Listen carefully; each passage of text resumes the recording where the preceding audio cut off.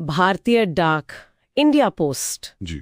तो आज हम उनके एक स्टैंडर्ड ऑपरेटिंग प्रोसीजर मतलब एक एसओपी दस्तावेज को समझने की कोशिश कर रहे हैं। जी। ये खास तौर पर ट्रेजरी मॉड्यूल में कुछ खास तरह के फाइनेंशियल पेमेंट्स को कैसे हैंडल करते हैं ये बताता है। बिल्कुल, और हमारा फोकस आज रहेगा दो मुख्य तरह के लेन देन पर। पहला तो है ग्राहकों के पुराने बिल। अच्छा, पुराने बिल। हाँ, वो जो उनके पिछले सिस्टम CSI SAP 1.0 से जुड़े हैं। और दूसरा है वेंडर्स के बिल और जो भी मंजूरियां होती हैं, सैंक्शंस। ओके। इन्हें वो मिसलेनियस ट्रांजैक्शन मेनू से प्रोसेस करते हैं। तो आज हम यही समझेंगे कि ये प्रक्रियाएं उनके मौजूदा ट्रेजरी सिस्टम में कैसे काम करती हैं। तो मिशन साफ है। इन प्रक्रियाओं के मुख्य स्टेप्स क्या हैं, कौन लोग इसमें शामिल हैं, जैसे ट्रेजरर और सुपरवाइजर, है ना? हाँ, उनकी भूमिकाएं। और ये पूरा सिस्टम असल में चलता कैसे है। चलिए पहले वाले से शुरू करते हैं, वो ग्राहकों के पुराने बिल। इसमें ट्रेजरर का क्या रोल रहता है? देखिए, ट्रेजरर सबसे पहले ट्रेजरी मॉड्यूल में लॉगिन करेगा। फिर वहां वो treasury, cash cheque, customer old bills section में जाएगा। अच्छा, ये खास सेक्शन है पुराने बिल्स के लिए। हाँ, क्योंकि ये वो बिल हैं जो पिछले SAP सिस्टम यानी CSI 1.0 में बने थे, इसलिए इनको थोड़ा अलग से देखने की जरूरत पड़ती है।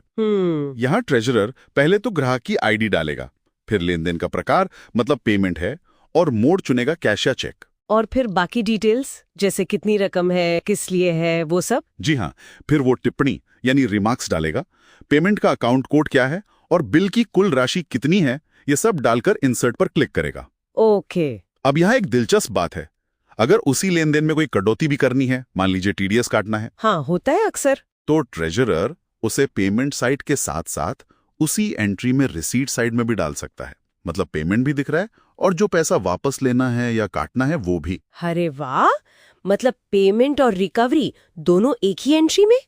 ये तो काफी बढ़िया तरीका है। दो अलग अलग एंट्री करने से तो बेहतर है ना?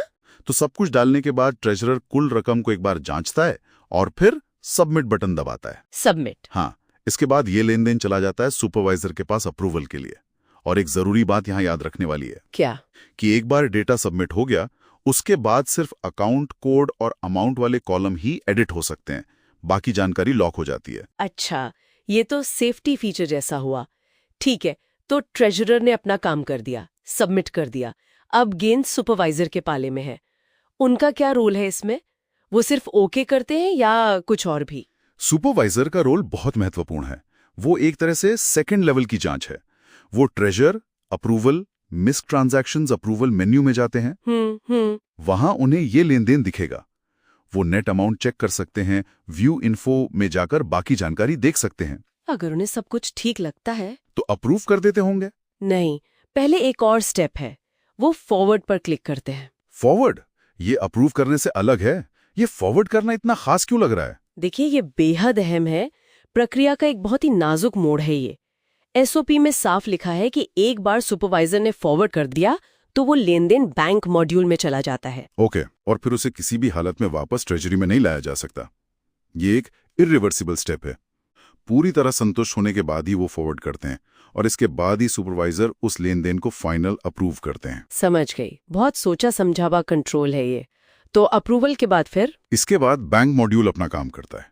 बैंक चेक इशुएंस के जरिए जो भी स्वीकृत राशि है उसका चेक जारी हो जाता है। और अंत में ट्रेजरर वो चेक लेता है, ग्राहक से रसीद मतलब एक्विटेंस लेता है और चेक उसे सौंप देता है। बस, प्रक्रिया पूरी।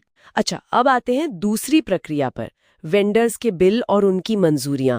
क्या ये भी कुछ ऐसी हैं? हाँ, काफी मिलती जुलती है, जो कि अच्छी बात है।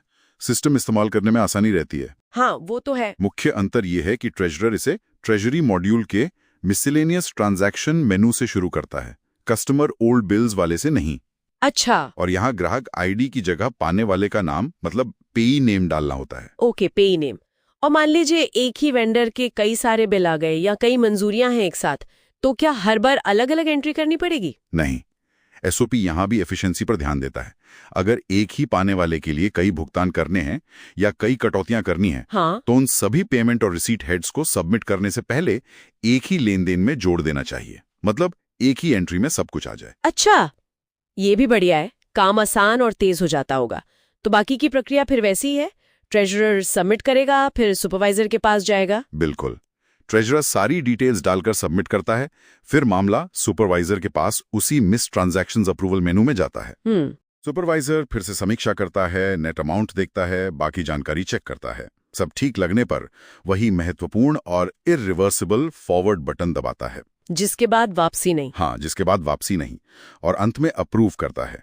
फिर बैंक मॉड्यूल चेक जारी करता है और आखिर में ट्रेजरर, वेंडर या जो भी लाभार्थी है उसे रसीद लेकर चेक दे देता है।